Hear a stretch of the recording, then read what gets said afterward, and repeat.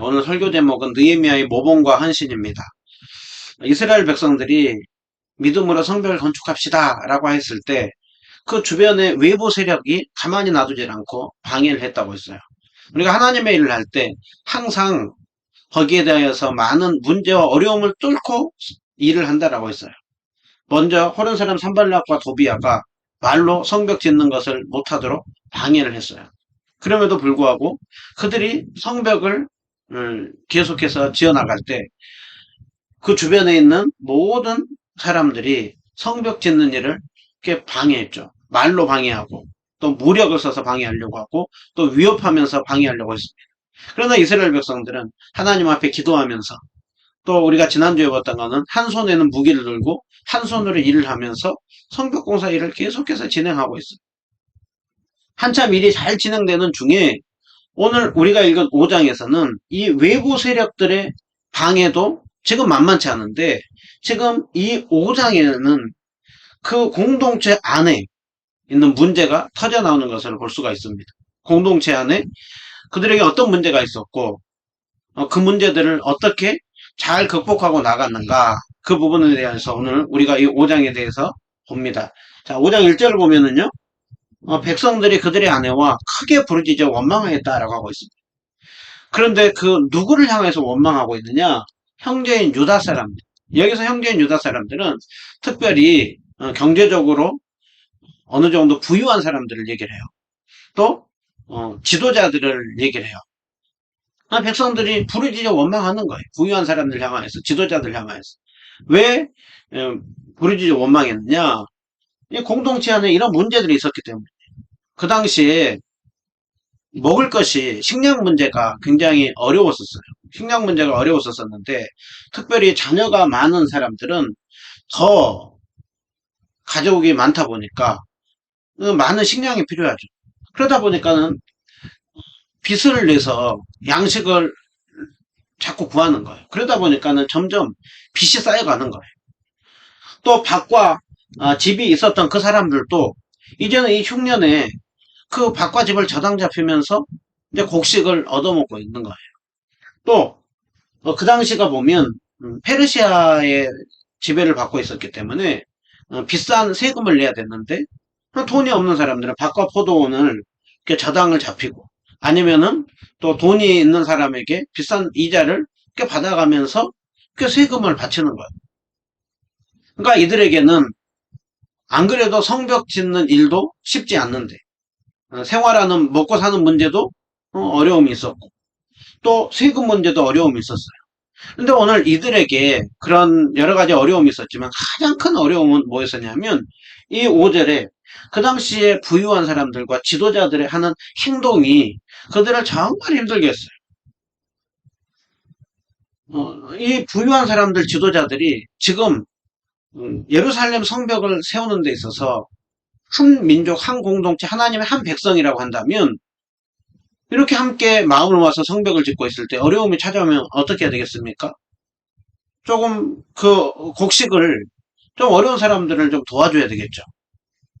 또 돈을 빌려주더라도 이자를 이렇게 받지 않고 이렇게 빌려주면 좋을 것이고 또 세금 문제가 있을 때에도 거기에 대해서 함께 좀 부담을 가지면 좋은데 오히려 그 부자들과 지도자들이 어려운 사람들의 사정을 돌아보고 그리고 이렇게 좀 나눠주기보다는 오히려 그 사람들에게 더 비싼 이자를 받는 거예요. 곡식을 주는 대신에 땅과 집을 저당을 잡고 또 돈을 빌려주는 대신에 비싼 이자를 받아가지고 자신들은 그 기회를 더욱더 호의호식하고 가난하고 어려운 사람들은 점점 더 가난해지는 이제 빈부격차가 생긴 거예요. 그러다 보니까 나중에는 어떤 문제까지 생기냐면 이제는 돈도 계속해서 빚을 냈고 또 이제 땅과 집도 저당을 잡혔어. 더 이상 이제 그렇지 않다 보니까는 자식까지 이제는 저당을 잡히는 거예요. 그래서 그 부유한 사람들이 그 어려운 사람들이 빚진 것을 이제 그 아들 딸들은 종으로 데리고 오는 거예요. 그래서 집에서 모성으로 쓰고 하녀로 쓰는 거예요. 그러다 보니까 이스라엘 백성들이 그 어려운 사람들이 그 부유한 사람들 지도자를 향하여서 이제 불만이 폭발한 거예요. 너희들이나 우리나 같은 하나님의 백성 아니냐. 그리고 너희 자식도 중요하지만 우리 자식도 중요하지 않느냐. 그런데 지금 이 어려움으로 인하여서 우리 자녀들이 지금 종으로 팔렸고 벌써 종된 자도 있고 집과 포도원도 이미 저 부자들에게 다 넘어가는 일이 벌어졌다라고 하고 있어요. 지금 이 빈부격차 여기에서 가장 큰 핵심은 뭐냐면 지금 부자들 지도자들 안에 그 같은 하나님의 백성이라고 하는 형제의식, 공동체의식이 지금 없는 것이 문제예요. 그도 그럴 것이 지금 이스라엘 백성들이 바벨론의 포로로 잡혀가고 페르시아의 포로 백성으로 산 지가 140년이 됐어요. 140년 동안 그 이방 사람들과 많이 교류하면서 이스라엘 백성으로서의 정체성도 많이 약해져 있고 이방 사람들의 세상 방식도 많이 들어와 있어요. 하나님의 백성으로서 성벽을 짓는다고 했지만 여전히 경제적인 부분에 있어서는 또 생각하고 삶을 살아가는 그 방식에 있어서는 세상 방식이 많이 들어와 있는 거예요. 그러다 보니까 그 공동체 의식이 깨져 있는 하나님의 백성은 본래 어떻게 살아야 됩니까? 성경은 우리에게 주님 안에서 한 몸 한 공동체라고 하고 있죠. 그리고 특별히 이스라엘 백성들은 믿지 않는 사람들에게는 이방 사람들에게는 이자를 받을 수는 있지만 같은 백성 안에서는 이자를 받지 말고 어려운 사람이 있으면 그냥 빌려주라고 하고 있어요. 땅도 저 땅 잡았다가 나중에 그 안식년이 되거나 희년이 되면 그것을 돌려주라고 하는 그 핵심은 뭐냐면 하나님께서 너희들은 한 몸 한 공동체인 걸 알고 세상과 다른 공동체로서 자비와 긍휼을 베풀라라고 하고 있어요. 그러나 지금 이스라엘 공동체 안에 그 부분이 굉장히 약해져 있는 거예요. 한 형제 한 가족이라고 하는 그 정체성이 굉장히 약해져 있고 그러다 보니까 그 공동체 안에 지금 굉장히 분열의 위험이 있는 거예요. 하나됨이 지금 깨질 위험이 있는 거예요. 철저히 세상 방식이 들어와서 행해지고 있는 거예요. 이들의 문제 앞에 오늘 느헤미야는 그 어려움을 당하고 있는 사람들 향해서 어떤 마음을 품고 있는가, 또 그 문제들을 어떻게 풀어나가고 있는가, 또 느헤미야가 이 문제를 잘 풀어나가는 속에서 공동체가 더욱더 하나가 되고 하는 것을 볼 수가 있습니다. 느헤미야가 어떻게 그런 영향력을 끼쳤길래 이들은 느헤미야의 말을 듣고 또 문제가 잘 해결되고 하나가 될 수 있었나, 우리가 이 부분을 5장에서 보게 됩니다. 느헤미야는 먼저 그들이 원망하는 소리를 듣고 백성의 부르짖음과 이런 말을 듣고 크게 노했다라고 하고 있습니다. 그러니까 느헤미야는 지금 그 부자들 그 다음에 지도자들이 가난한 자들을 향하여서 착취하고 빼앗는 것을 보고 분노했다라고 하고 있습니다. 여러분 여기서 분노가 나오는데요. 분노라고 하는 것이 성경에서 우리가 자칫 잘못하면 모든 어떤 거에 대해서 분노하는 것을 나쁘다고 생각할 수 있어요. 그러나 절대 성경은 그렇게 말하지 않습니다. 하나님 안에서 의로운 분노가 있고 죄악된 분노가 있어요. 죄악된 분노는 자기 성질대로 자기 그 마음대로 그렇게 화를 내는 거. 그거는 아주 죄악된 분노로 빠지기 쉬워요. 그러나 의로운 분노는 죄악을 죄악으로 여길 줄 알고 잘못된 것을 잘못된 걸로 여길 줄 알고 그리고 하나님 편에서 잘못된 부분들을 그렇게 화내는 그 모습. 그런데 그 자기의 그 의문의 모습을 가지고 있는 거, 이건 하나님이 우리에게 원하는 것입니다. 느헤미야는 크게 노했지만 참 느헤미야의 귀한 점은 그냥 그것을 갖다가 그대로 쏟아놓은 것이 아니라 아주 화가 났지만 7절에 보면 깊이 생각했다라고 하고 있죠. 그러면 여기서 깊이 생각했다고 하는 것은 그저 감정적으로 쉽게 반응하고 하는 것이 아니라 하나님 앞에 기도하면서 이 문제를 어떻게 풀어나가야 될 것인가 생각하고 계획을 세웠다라는 거예요. 느헤미야는 항상 어떤 문제가 있을 때 주님 앞에 기도하고 또 주님 앞에 지혜를 구하고 그리고서는 또 여러모로 생각을 해보는 것이죠. 그리고 계획을 세우는 것이죠. 지금은 오늘 또 느헤미야는 그 분노가 났지만 하나님 앞에 기도하면서 지혜를 구하면서 그렇게 계획을 세우는 것을 볼 수가 있습니다. 그리고 느헤미야는 이제 어느 정도의 계획이 세워졌을 때 귀족들과 지도자들을 먼저 불러서 그들을 꾸짖습니다. 너희가 각기 형제에게 높은 이자를 취하는 것 그것이 옳으냐? 그것 옳지 않다라는 거예요. 여러분 이렇게 귀족들과 지도자들을 이렇게 꾸짖는 거 쉽지 않아요. 근데 느헤미야가 하나님 앞에 기도하고 그 담대한 마음이 있으니까 그들을 향하여서 지금 책망을 하는 거예요. 그리고 이것은 그냥 넘어갈 일이 아니다라고 하고 다 사람들을 불러 모으자를 하는 거예요. 불러 모으고 이 문제를 반드시 해결하고 넘어가자를 하는 거예요. 그래서 느헤미야는 그 사람들을 이렇게 불러 모았어요. 불러 모으고 느헤미야가 계속해서 강조하는 것이 뭐냐면 형제의식을 우리가 한 가족, 한 믿음, 한 공동체, 하나다라고 하는 것을 굉장히 강조해요. 여기 7절에도 보면 너희가 형제에게 높은 이자를 취하는 것이 옳지 않다. 우리는 우리 형제 유다 사람들을 어려움에 있을 때 도와서 찾아냈는데 너희는 어떻게 형제를 팔고자 하느냐. 계속해서 지금 느헤미야가 그 지도자들에게 백성들에게 지금 심어주고 있는 게 뭐예요? 한 형제라는 거예요. 한 가족이란 한 공동체라고 하는 거예요. 그것을 느헤미야가 심어주고 그러면서 그들에게 한 공동체라고 하는 것을 심어준 이유에는 딱 이 세 가지를 말하죠. 너희들 지금 행동하는 것이 옳지 않다라는. 그러니까 한 공동체 안에 있는 주님 안에서 한 가족된 우리의 모습 속에 지금 너희들이 하는 행동은 옳지 않다라는 거. 그리고서 그렇게 계속해서 행동하는 것은 이방 사람들에게 전혀 덕과 영향력을 끼치는 것이 아니라 오히려 비방을 듣고 비웃는 모습만 보인다라는 거예요. 그러면서 느헤미야는 그들을 신앙 안으로 끌어들이는 것입니다. 하나님을 경외한 가운데 행해야 되지 않겠냐. 그러니까 지금 느헤미야의 이 말인즉슨 너희들이 지금 하는 행동은 전혀 하나님 경외하는 모습 속에 맞지 않다라는 거예요. 하나님 경외하는 그 모습, 그 기준이 뭐겠습니까? 당연히 율법이죠. 율법 정신에게 맞지 않다라. 율법 기준에서 봤을 때 너희들의 그 행동은 좋지 않는 모습이고 이방 사람들에게도 아주 그냥 비웃음을 주기 좋은 모습이라는 거예요. 여러분 우리가 항상 참 느헤미야가 믿음의 사람인 것이 정말 그 백성들을 향하여서 신앙 안으로 자기 생각을 가지고 하는 것이 아니라 끊임없이 신앙 안으로 하나님 앞으로 그들을 불러들이는 것이죠.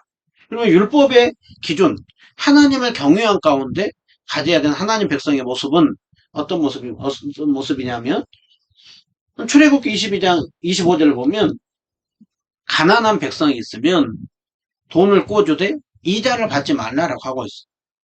그리고 가난하게 먹고 살 길에 막연한 자가 있으면 그를 못 본 채 하지 말고 도와주고 형제처럼 여기고 이자를 받지 말라라고 하고 있어요. 그렇게 이자를 받지 않으면 하나님께서 그 모든 것을 볼 것이고 여러분에게 복을 내릴 것이라 라고 하고 있어요. 그러면 지금 이들이 하는 그 행동은 세상적으로는 아무 문제가 없어요. 지금 우리가 사는 이 세상도 자본주의 철저히 사회잖아요. 거기에서 봤을 때 이들의 행동은 아무 문제가 없어요. 그런데 이 율법의 기준에서 봤을 때 하나님을 경외하는 모습은 아니라라는 거예요. 오늘날 우리가 이 모습을 보면서 우리도 잘 생각해야 됩니다. 이스라엘 그 백성들 안에 이방인의 사고가 많이 들어온 것처럼 세속주의, 인본주의적인 것들이 늘 이렇게 많이 들어와 있어요. 그때 우리의 유일한 기준은 성경 말씀이에요. 느헤미야는 이스라엘 백성들로 하여금 그 성경 말씀 앞에 하나님을 경외하는 모습이냐 아니라는 거예요. 그 문제를 이렇게 지적을 하는 것이죠. 문제를 지적하고 난 이후에 느헤미야는 책망만 하는 것이 아니라 이제 대안을 내놓습니다. 대안이 오늘 10절과 11절을 보면 그러므로 우리가 성경 말씀의 기준에 비추어서 우리가 이자 받는 것을 그치자라는 거예요. 그리고 오늘이라도 그동안 받았던 그 이자가 있으면 그 돌려보내라라는 거예요. 밭과 포도원과 그 저당 잡힌 것들이 있느냐? 그러면 가능하면 그들에게 그 저당 잡힌 거에 대하여서 더 손을 넉넉히 피라라고 하고 있어요. 그러니까 그 공동체가 이제 그 하나님 믿는 그 공동체가 더욱더 하나가 되도록 신앙 안에서 하나가 되도록 믿는 그리스도인의 그 모습이 정말 하나님을 경외하는 모습으로 바뀌도록 그렇게 대안을 내놓는 것이죠. 그러면서 느헤미야도 자신이 이렇게 자신 있게 얘기할 수 있는 건 뭐냐면 나와 내 형제들과 내 종자들도 돈과 양식을 백성들에게 빌려줬다라는 거예요. 그렇지만 그들과 차이는 뭐냐면 자신들은 이자 받고 빌려준 것이 아니라 어려운 사람들을 생각해서 그냥 빌려줬다라는 거예요. 그러니까 느헤미야는 그 말만이 아니라 그 행동을 통하여서 참 본을 보이고 있는 것이죠. 그렇게 하였을 때 오늘 12절 13절을 보면 우리가 당신이 말한 대로 돌려보내고 아무것도 요구하지 않겠습니다 라고 얘기를 하죠. 그랬을 때 느헤미야가 너희들 말로만 하는 것이 아니라 이제 하나님 앞에 맹세해라. 그리고 말로만 맹세하고 행동하지 않는다고 한다면 하나님이 반드시 심판할 것이다 라고 했을 때 백성들이 그 말한 대로 그대로 행했다라고 하고 있어요. 그러니까 그동안에 가난한 사람들에게 이자를 받고 저당을 잡고 또 돈은 많은 것을 취했다고 한다면 이제 그것을 돌려주는. 그러니까 지금 12절과 12절에 어떤 모습이 있냐면 이스라엘 백성들 안에 지금 한 공동체로서의 변화된 모습이 있는 거예요. 회개의 모습이 있는 거예요. 여러분 회개는요 말만 하는 것이 아니라 행동이 따르는 것이죠. 요한일서 3장 18절 보면 자녀들아 우리가 말과 혀로만 살아가지 말고 행함과 진실함으로 하자라고 하고 있어요. 하나님의 백성들의 이 공동체 안에 어려움이 있었어요. 문제가 있었어요. 그러나 그 하나님의 믿음에 신실한 사람, 그 느헤미야, 그가 삶을 통하여서 보여주고 영적인 통찰력을 가지고 그들에게 도전하였을 때 그들이 오늘 그렇게 변화되는 모습을 보이는 것을 볼 수가 있어요. 그 위기는 기회라는 말이 있잖아요. 오늘 이들에게 큰 위기가 있었지만 도리어 그들 안에 더욱더 하나됨으로 세워지는 그 모습으로 변화되는 것을 볼 수가 있습니다. 또 왜 백성들이 느헤미야의 말을 그렇게 들었느냐? 그 이유는 느헤미야는 더 우리가 읽었던 14절부터 19절 보면 참 그들에게 많은 모범과 헌신의 삶을 살았던 것을 볼 수가 있어요. 자, 14절을 보면 느헤미야가 유다 총독으로 아닥사스 왕 20년부터 32년까지 12년 동안 총독으로 있었다고 해요. 그런데 12년 동안 총독으로 있었을 때 총독의 월급을 받지 않았다라고 하고 있어요. 그러면 그 당시에 총독의 월급은 굉장히 많았고 혜택이 많았겠죠. 그래서 15절을 보면 나보다 먼저 있었던 총독들은 총독으로 있을 때 양식과 포도주를 받았고 은 40세계를 받았고 그리고 그들에게서 여러 다른 것들도 많이 빼앗았고 심지어는 총독의 그 종들도 백성들을 많은 것을 빼앗았다라고 하고 있어요. 그러니까 총독으로서 많은 혜택을 누릴 수 있었고 많은 것들을 받고 그리고 권력을 가지고 자기가 허위호식하면서 그렇게 할 수가 있는 위치에 있었어요. 그리고 이 총독들은 이 일들을 많이 했다는 거예요. 나보다 먼저 했던 총독들은 이 일을 했다고 하는 건 이게 관행이었다는 거예요. 그러니까 이것이 나쁜 행동이보다는 계속해서 이렇게 됐다고 하는 나쁜 행동인데 이 관행이 계속 됐다고 하는 거예요. 하면서도 뭐가 잘못이냐? 그것을 잘 모르고 했다. 그러나 느헤미야는 이렇게 하지 않았다라고 하고 있어요. 왜 이렇게 하지 않았느냐? 자신은 하나님을 경외하였기 때문에 이렇게 하지 않았다라고 하고 있어요. 그 하나님을 경외함 속에서 느헤미야는 어떻게 했느냐? 땅을 사지 않고 그 월급을 받지 않고 오히려 성벽 짓는 일에 힘을 썼다라고 하고 있어요. 자, 오늘 느헤미야가 왜 백성들에게 영향력을 있는 삶을 살았는지 알 수가 있죠. 총독이었었고 다 누릴 수 있었지만 그 권리를 내려놓는 것입니다. 그리고 더욱더 헌신하는 거예요. 성벽 짓는 일에 더욱더 집중하는 거예요. 이것이 느헤미야에게 있었던 귀한 모습이에요. 또 느헤미야가 보면은 일을 할 때 150명의 일꾼들이 필요했고 또 많은 외국인들이 왔다 갔다 했어요. 그러면 그때 많은 식량이 필요하겠죠. 여기 보면 매일 낮을 위하여서 소 한 마리와 양 6마리와 닭도 많이 준비되고 각종 포도주도 갖추었다고 했어요. 열흘에 한 번씩은 포도주도 내놓아야 됐다고 했어요. 그러니까 이 당시에 이 많은 것을 백성들 위해서 일한다고 한다면 백성들에게 그것을 요구할 수 있어요. 이것들을 너희들이 매일 해내라. 그런데 느헤미야는 그것도 요구하지 않았더라고 했어요. 왜 그랬더라고 하고 있어요? 이 백성들이 수고하고 희생하면서 하는 그 일이 너무나도 귀하였기 때문에 차마 백성들에게 그 부담을 줄 수 없었다라고 하고 있어요. 그건 느헤미야가 부자였기 때문일까요? 당연히 다른 사람들보다 부자였겠죠. 그러나 느헤미야는 자신의 있는 것들을 내어놓으면서 지금 희생하고 헌신하고 섬기고 있는 거예요. 그러니까 느헤미야가 왜 사람들에게 그렇게 영향력을 끼칠 수 있었고 느헤미야의 말을 들었는가? 그 이유는 간단해요. 느헤미야는 자신이 먼저 행동을 통하여서 삶을 통하여서 하나님의 경외하는 것을 무엇인지 백성을 사랑하는 무엇인지를 보여주었기에 그 부유층들도 지도자들도 말을 듣는 거예요.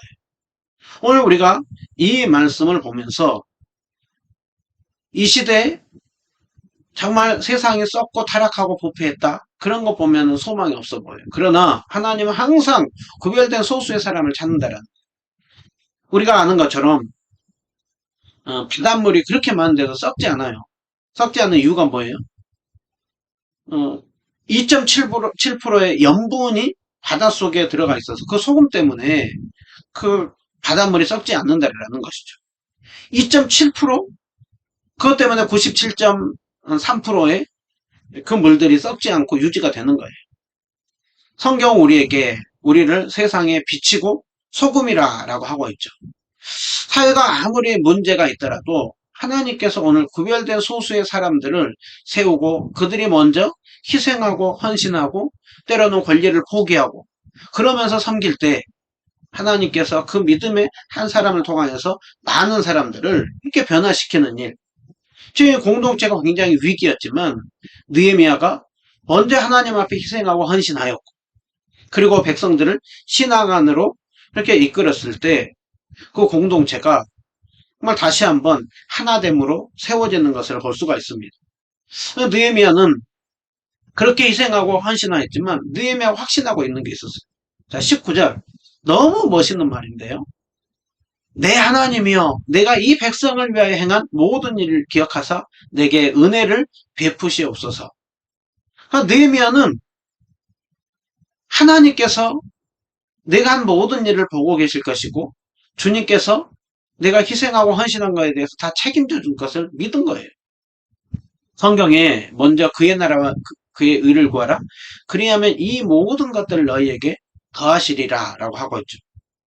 우리가 지난주에 보았던 말씀 나와 복음을 위하여 사는 자는 이 땅에서도 하나님께서 인도해 주시고 내세에도 영생을 주실 것이라 라고 하고 있어요. 느헤미야는 이것을 확신하는 거예요. 그래서 우리 13장에 계속해서 내 하나님이여 이것도 기억해 주십시오. 내 하나님이여 이것도 기억해 주십시오. 느헤미야서 13장 31절의 맨 마지막인데 하나님 나를 기억하사 복을 주시옵소서. 그러니까 하나님께서 그렇게 희생하고 섬길 때 주실 것을 믿은 거예요. 자, 우리가 이 말씀을 보면서 여러분 무엇보다도 하나님 나라가 세워지고 또 세상 속에 영향력을 끼치는 그 삶은 희생과 헌신, 그 권리 포기 그런 것들을 하는 자들을 통하여서 하나님은 오늘도 일한다라는 거예요. 여러분 우리가 하나님을 사랑하고요. 정말 그 하나님 믿는 백성에게 그 부자들과 지도자들의 그들에게 너희들이 하나님을 경외함 속에서 행할 것이 아니냐. 여러분 하나님 경외함은 결국은 뭐로 나타납니까? 우리의 시간들임을 통하여서 우리의 물질을 통하여서 심지어는 어느 때는 하나님께서 요구할 때 우리의 그 생명을 내놓고 나갈 때 하나님은 타락한 세상 속에 위기 같은 세상 속에서 그러한 자를 사용하십니다.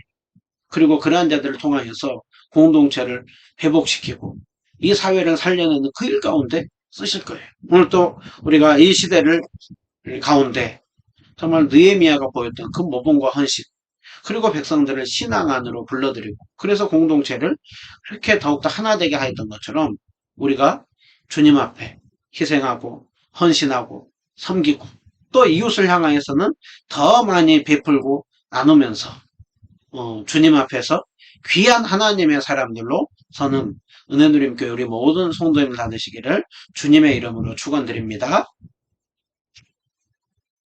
사랑의 주님 감사합니다. 하나님 우리가 주님 앞에 더욱더 희생하고 헌신하면서 구별된 소수의 사람들로 서게 하여 주시옵소서.